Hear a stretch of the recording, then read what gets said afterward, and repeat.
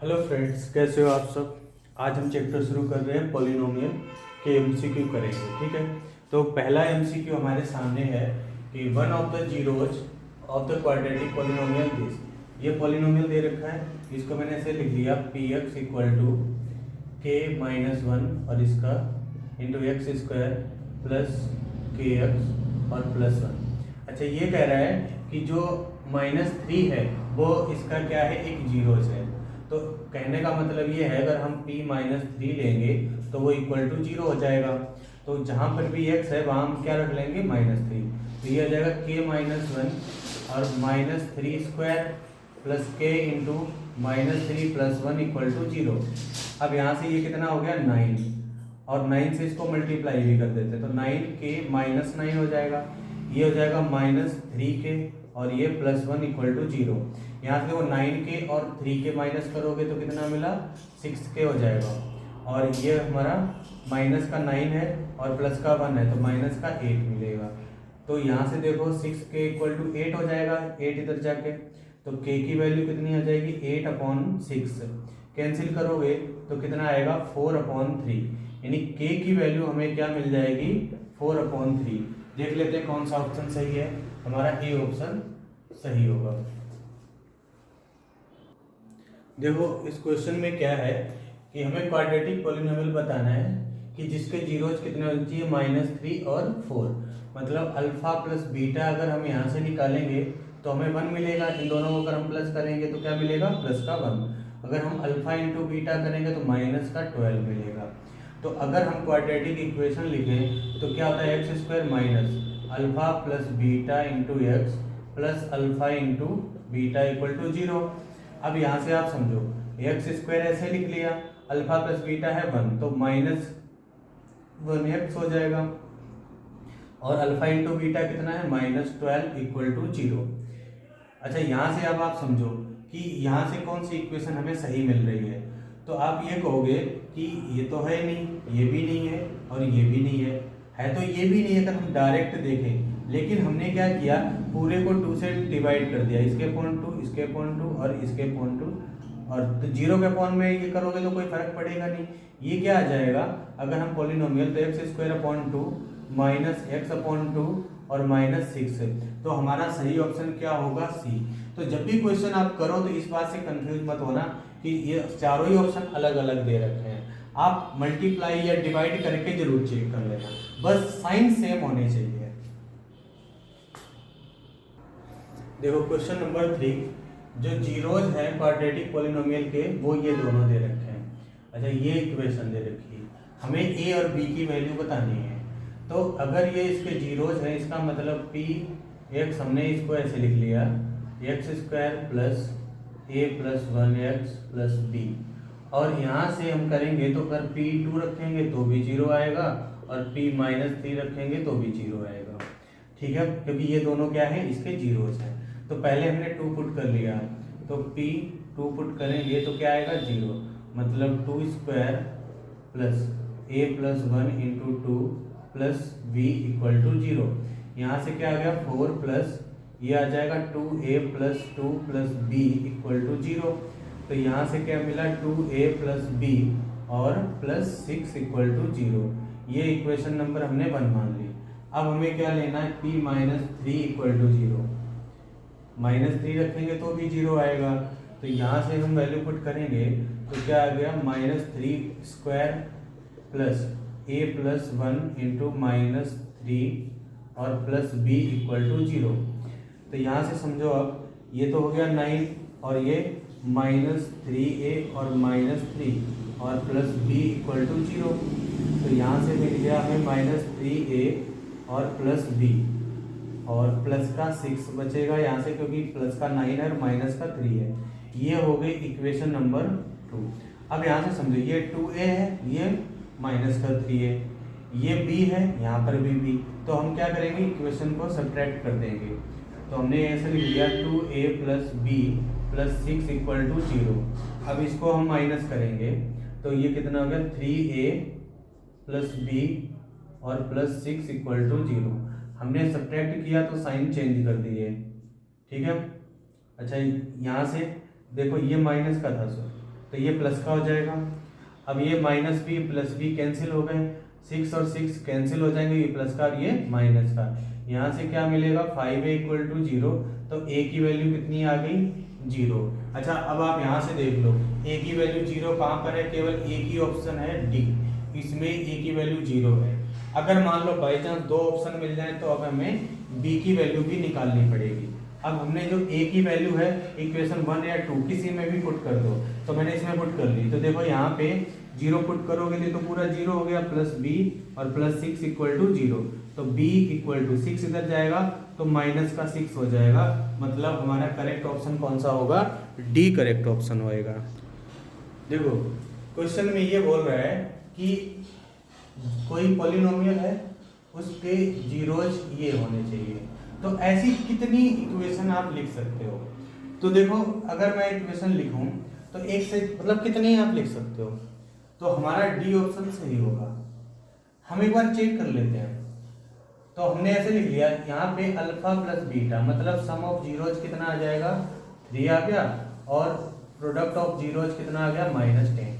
हमने इक्वेशन लिखी x² minus alpha plus beta into X plus alpha into beta = 0।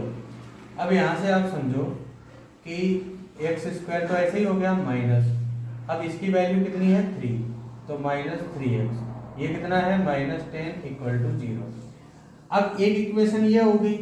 अब मैंने क्या किया, मैंने इसको 2 से मल्टीप्लाई कर दिया, 2x² माइनस 6x माइनस 20 = 0, ये भी एक इक्वेशन हो गई। मैंने क्या किया, इसको 2 से डिवाइड कर दिया, x² माइनस 3/2x माइनस 5 = 0, ये भी इक्वेशन हो गई। तो हम कह सकते हैं कोई भी अगर दो जीरोज दे रखे हैं तो उससे कितनी इनफाइनाइट नंबर ऑफ इक्वेशंस आप लिख सकते हो। देखो क्वेश्चन नंबर 5 में ये बोल रहा है कि एक जीरोज तो 0 है, मतलब मैंने अल्फा = 0 ले लिया। अब यहाँ पे बोल रहा है कि बचे हुए दो जीरोज, मतलब हमें क्या बताना है, बीटा और गामा जो अदर जीरोज है वो इक्वल टू कितने होंगे। तो मैंने इक्वेशन ऐसे लिखी alpha beta plus beta gamma plus gamma alpha, ये किसके इक्वल होता है, ये होता है -b/a के इक्वल होता है, सॉरी ये c/a के इक्वल होता है। किसके इक्वल होता है, c/a। अब देखो अल्फा 0 है तो ये भी 0, ये भी 0, तो ये क्या मिलेगा बीटा गामा = c/a मिलेगा, मतलब हमारा बी ऑप्शन सही होगा। देखो क्वेश्चन नंबर 6 में क्या है कि एक पॉलिनोमियल दे रखा है क्यूबिक पॉलिनोमियल, इसका 1 जीरोज दे रखा है -1, मतलब अल्फा मैंने -1 ले लिया, और हमें बीटा गामा की वैल्यू हमें बतानी है।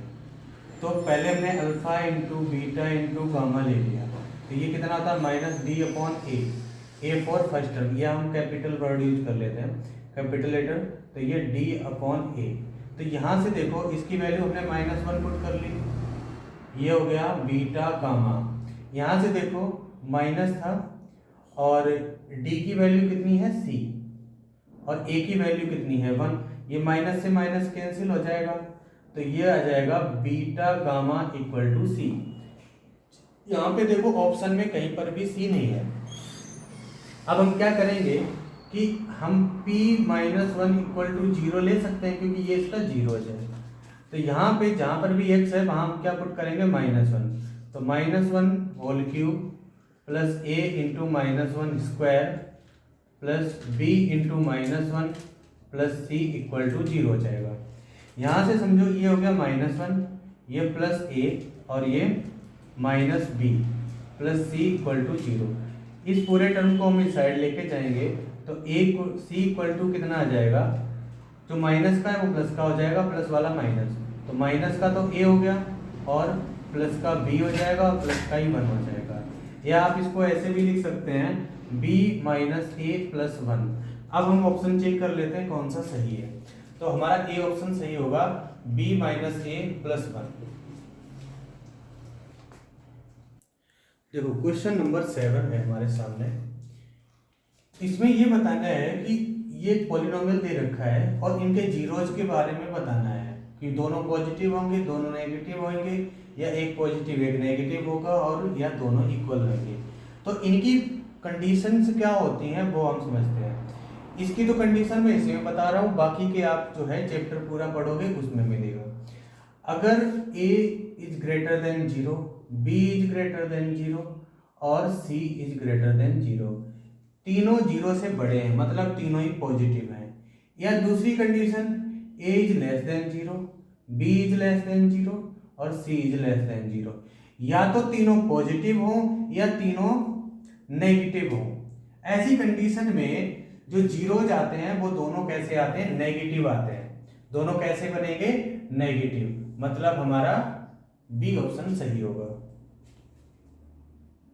देखो इस क्वेश्चन में क्या है कि ये कंडीशन, ये इक्वेशन दे रखी है k is not equal to 0, मतलब k या तो पॉजिटिव लेना है या नेगेटिव लेना है। कौन सी कंडीशन सेटिस्फाई करती है वो देख लेते हैं। सबसे पहले पॉजिटिव की देखते हैं। पॉजिटिव में क्या होता है, पॉजिटिव में a और c इसके और इसके साइन सेम होने चाहिए और ये अलग होना चाहिए। लेकिन कंडीशन इसमें क्या है कि इसके और इसके दोनों के साइन सेम बन रहे हैं। इसका मतलब क्या हुआ कि दोनों पॉजिटिव कभी भी नहीं हो सकते, मतलब हमारा ए ऑप्शन सही होगा।